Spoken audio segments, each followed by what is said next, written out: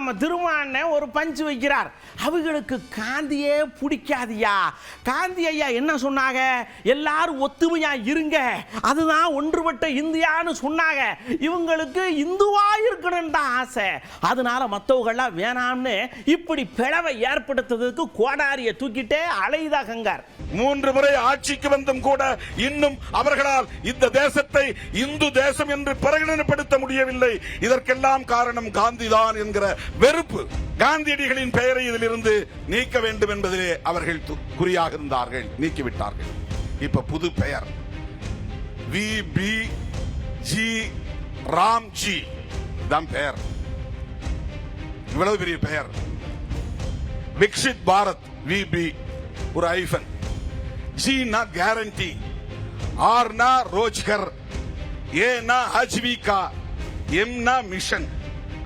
அந்த கடைசி ஜி எதுக்கு போட்டிருக்கான்னு தெரியல. Viksit Bharat, guarantee for Rozgar, Ajeevika, mission. இதெல்லாம் இந்தியையும் திணிக்கிறான் மறைமுகமா.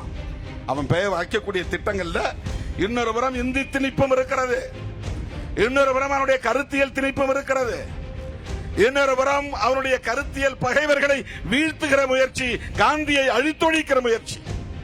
காந்தி பெயர் எடுத்துட்டா காங்கிரஸ் ஒழிச்சிட முடியும். அவனுடைய கனவு அதுதான்.